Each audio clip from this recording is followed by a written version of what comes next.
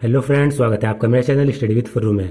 आज हम class 10 science chapter second acid basis and salt इसके हमने 6 क्वेश्चन कर लिए थे। एक्सरसाइज हम कर रहे थे। क्वेश्चन नंबर 7 से आज हम सोल्व करेंगे। तो क्वेश्चन नंबर 7 है, why does distilled water not conduct electricity whereas rain water does. इसमें पूछा गया है कि जो डिस्टिल्ड वाटर होता है वो तो इलेक्ट्रिसिटी कंडक्ट नहीं करता, लेकिन रेन वाटर इलेक्ट्रिसिटी कंडक्ट करता है। तो इसका क्या रीज़न है? इसका रीज़न है distilled water is a pure form of water and is devoid of any ionic species. Distilled water जो होता है वो वाटर की प्योर फॉर्म होता है और इसमें कोई भी आयनिक स्पीसीज नहीं पाई जाती। Therefore it does not conduct electricity, इसलिए इलेक्ट्रिसिटी कंडक्ट नहीं करता। क्योंकि हमें पता है इलेक्ट्रिसिटी कौन कंडक्ट करते हैं? अगर किसी चीज में, किसी सब्सटेंस में आयंस प्रेजेंट होते हैं, आयंस ही रेस्पॉन्सिबल होते हैं इलेक्ट्रिसिटी के कंडक्शन के लिए। डिस्टिल्ड वाटर में तो कोई भी आयनिक स्पीसीज नहीं है, तो वो इलेक्ट्रिसिटी कंडक्ट नहीं करता है। दूसरा rain water. Rain water being an impure form of water contains many ionic species such as acids and therefore it conducts electricity. Rain water water की इम्प्योर फॉर्म होती है और इसमें बहुत सारे आयनिक स्पीसीज पाए जाते हैं, इसमें एसिड्स भी पाए जाते हैं, इसलिए इलेक्ट्रिसिटी को ये कंडक्ट करता है। तो रेन वाटर में आयंस प्रेजेंट होंगे, इसलिए वो इलेक्ट्रिसिटी को कंडक्ट करेगा। Question number 8, why do acid not show acidic behaviour in the absence of water. जो एसिड्स होते हैं वो वाटर की एब्सेंस में एसिडिक बिहेवियर को शो क्यों नहीं करते? इसका सॉल्यूशन है, acids do not show acidic behavior in the absence of water because the dissociation of hydrogen ion from an acid occurs in the presence of water only।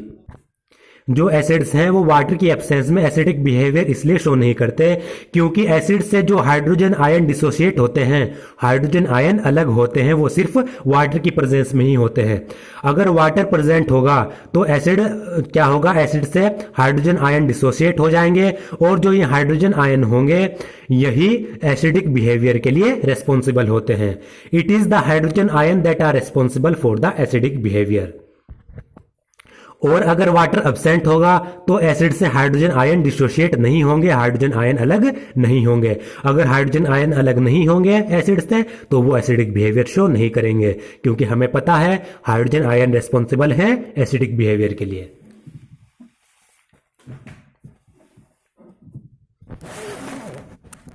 अब इसमें question number 9 है, 5 solution A, B, C, D and E when tested with universal indicator showed pH as 4, 1, 11, 7 and 9 respectively। 5 solution है हमारे पास A, B, C, D और E। जब उनको universal indicator से क्या किया गया, टेस्ट किया गया, तो उन्होंने pH इस प्रकार से शो किया। A का pH 4 आया, B का pH 1 आया, C का pH 11 आया, D का pH 7 आया और E का pH 9 आया। विच सॉल्यूशन इज? पहला पूछा गया है न्यूट्रल, तो इनमें से कौन सा सॉल्यूशन न्यूट्रल है? तो हमें पता है न्यूट्रल सॉल्यूशन का pH क्या होता है? न्यूट्रल सॉल्यूशन का pH 7 होता है और 7 किसका pH है? D का। तो न्यूट्रल कौन सा सॉल्यूशन है? सॉल्यूशन डी, क्योंकि इसका pH कितना है? 7। इसमें बी पूछा गया strongly alkaline. Strongly alkaline solution कौन सा होता है? जो स्ट्रांगली एल्कलाइन सॉल्यूशन होगा उसका pH सबसे ज्यादा होगा। एक तो 7 से ऊपर होगा और इन चारों पांचों में सबसे ज्यादा होगा। तो 7 से ऊपर किसका pH है? 11 और 11 pH किसका है? C का। तो स्ट्रांगली एल्कलाइन सॉल्यूशन है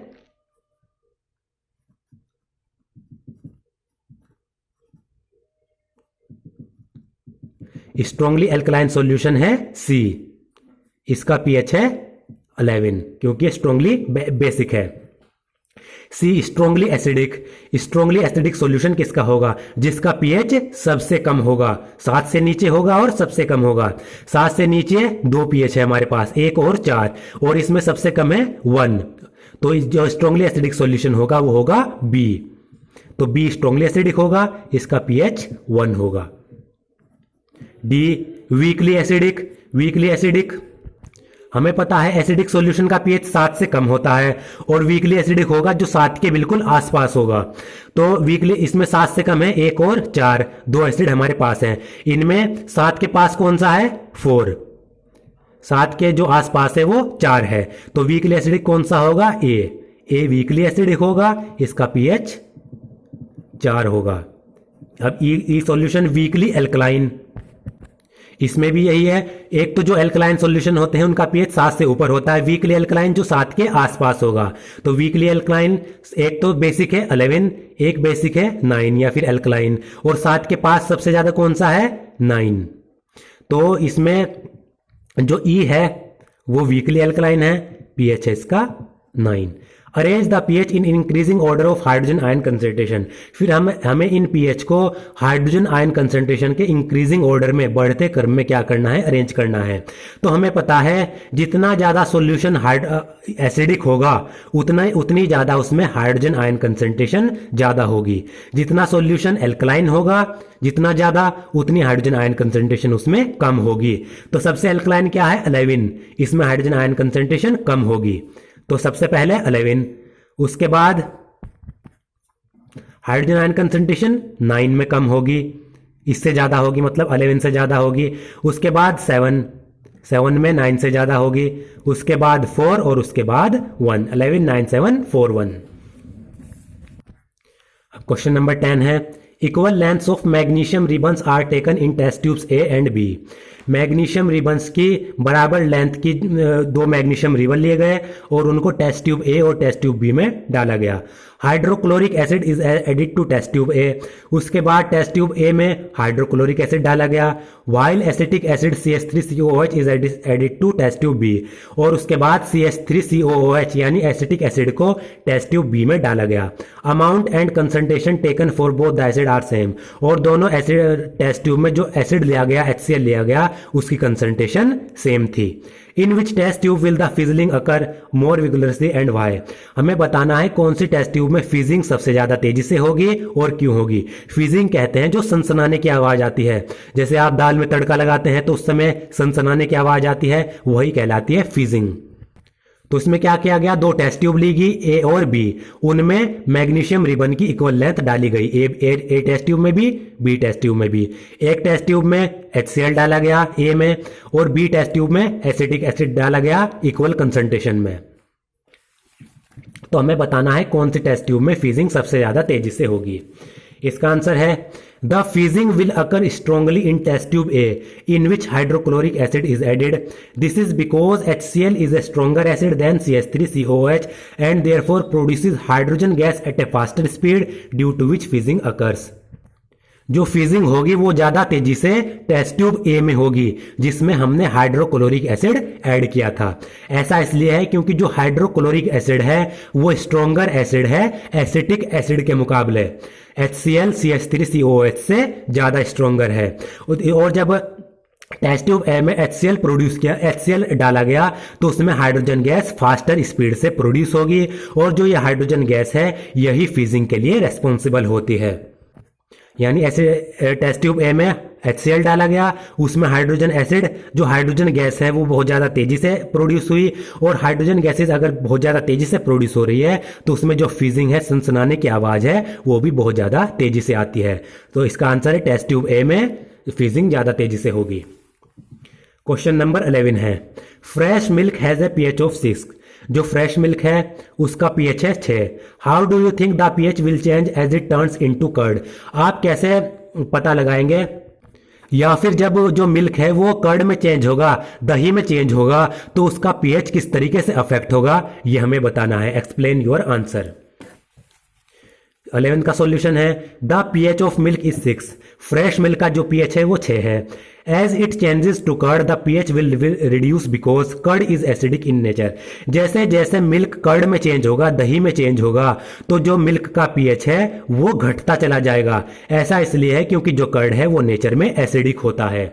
the acid present in it decreases the pH। जो कर्ड में एसिड प्रेजेंट होगा वो pH को घटा देगा। तो सिंपल सॉल्यूशन क्या हुआ, मिल्क जब दही में चेंज होगा तो उसका pH घटेगा क्योंकि दही एसिडिक होती है मिल्क के मुकाबले।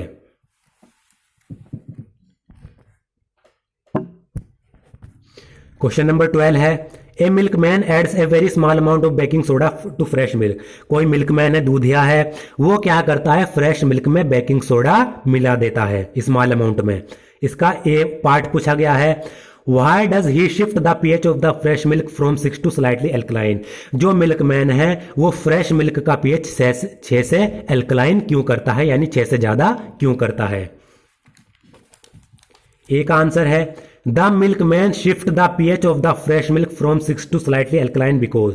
जो मिल्कमैन है वो फ्रेश मिल्क का pH 6 से एल्कलाइन इसलिए करता है, 6 से ज्यादा इसलिए करता है because in alkaline condition milk does not set as curd easily.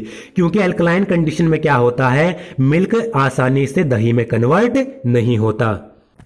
Alkaline condition में मिल्क में एसिड प्रोड्यूस नहीं होगा बहुत ज्यादा तेजी से, और जब एसिड प्रोड्यूस नहीं होगा तो मिल्क कर्ड में कन्वर्ट नहीं होगा, यानी सिंपल कहें जो मिल्क है वो तेजी से फटेगा नहीं। अब इसका बी पार्ट पूछा गया है, why does this milk take a long time to set as a curd. जो मिल्कमैन ने जिस मिल्क में बेकिंग सोडा मिला दिया है वो मिल्क दही में कन्वर्ट होने के लिए बहुत ज्यादा टाइम क्यों लेता है। इसका बी आंसर है since this milk is slightly basic than usual milk acid produce to set the curd are neutralised by the base. क्योंकि जिस मिल्क में जो मिल्कमैन है उसने बेस मिला दिया है तो वो जो बेकिंग सोडा मिलाया है तो उस मिल्क में क्या होगा, जो एसिड प्रोड्यूस होंगे वो बेस के द्वारा न्यूट्रलाइज कर दिए जाएंगे। क्योंकि मिल्कमैन ने क्या किया था, मिल्क में बेस मिला दिया था, तो उस मिल्क में दही बनाते समय, कर्ड बनाते समय जो एसिड प्रोड्यूस होते हैं उनको वो बेकिंग सोडा न्यूट्रलाइज कर देगा। Therefore it takes a longer time for the curd to set. तो इसलिए उस मिल्क को दही में कन्वर्ट होने के लिए बहुत ज्यादा टाइम लगता है। क्वेश्चन नंबर 13 है plaster of Paris should be stored in a moisture proof container. जो प्लास्टर ऑफ पेरिस है पीओपी है उसको मॉइस्चर प्रूफ कंटेनर में रखा जाता है जहां पर मॉइस्चर ना हो। एक्सप्लेन व्हाई, ऐसा इसलिए क्यों होता है। क्वेश्चन नंबर 13 का आंसर है plaster of Paris POP should be stored in a moisture proof container because. जो प्लास्टर ऑफ पेरिस है उसको मॉइस्चर प्रूफ कंटेनर में रखना चाहिए because POP a powdery mass absorb water to form a hard solid known as gypsum. क्योंकि जो POP होता है वो पाउडरी मास होता है और पीओपी मॉइस्चर के प्रेजेंस में वाटर को अब्सॉर्ब कर लेता है, मॉइस्चर को अब्सॉर्ब कर लेता है। जब पीओपी मॉइस्चर को अब्सॉर्ब कर लेगा तो वो एक हार्ड सॉलिड में कन्वर्ट हो जाएगा जिसको हम जिप्सम कहते हैं। तो पीओपी को जिप्सम में कन्वर्ट होने से बचाने के लिए हम उसको कहां पर रखते हैं, मॉइस्चर प्रूफ कंटेनर पर रखते हैं जहां पर मॉइस्चर ना हो। ये रिएक्शन क्या होगी, कैल्शियम सल्फेट CaSO4.5H2O, ये पीओपी है। जब इसको मॉइस्चर की प्रेजेंस में रखा जाता है तो ये किस में कन्वर्ट हो जाता है, जिप्सम में कन्वर्ट हो जाता है, CaSO4.2H2O में कन्वर्ट हो जाता है। Question number 14 what is neutralisation reaction, give two example. Neutralisation reaction क्या होती है, इसके 2 एग्जांपल हमें बताने हैं। तो न्यूट्रलाइजेशन रिएक्शन वह रिएक्शन होती है जिसमें एक एसिड और बेस आपस में रिएक्ट करते हैं और वो सोल्ट और वाटर में कन्वर्ट हो जाते हैं। ए reaction in which N acid and base react with each other. जो एसिड और बेस है वो आपस में रिएक्ट करेंगे और सोल्ट और वाटर प्रोड्यूस करेंगे। यही रिएक्शन न्यूट्रलाइजेशन रिएक्शन कहलाती है। इसका पहला एग्जांपल है NaOH बेस है, HCl के साथ इसको क्या किया, रिएक्ट किया, तो इससे NaCl बना, सोल्ट बना और H2O वाटर बना। दूसरा सेकंड, जब हमें इंडाइजेशन होती है तो हमारे स्टमक में क्या बनता है, HCl बनता है, हाइड्रोक्लोरिक एसिड बनता है। उसको न्यूट्रलाइज करने के लिए हम एंटासिड खाते हैं। एंटासिड में क्या होता है, बेस होता है magnesium hydroxide. The antacid neutralise the excess of acid. Antacid क्या करेगी, हमारे जो स्टमक में जो एसिड बन जाता है, ज्यादा एसिड बन जाता है, उसको न्यूट्रलाइज कर देती है और हमें इंडाइजेशन से राहत देती है। तो ये MgOH का ऑल्टोइस एंटासिड है, बेस है, 2HCl के साथ रिएक्ट करेगी, MgCl2 सोल्ट बनेगा मैग्नीशियम क्लोराइड और वाटर बनेगा। Question number 15 give 2 important uses of washing soda and baking soda. Washing soda और बेकिंग सोडा के हमें 2 इंपॉर्टेंट यूजेस देने हैं। सॉल्यूशन, पहला वॉशिंग सोडा का इंपॉर्टेंट यूज है, it is used in glass soap and paper industry.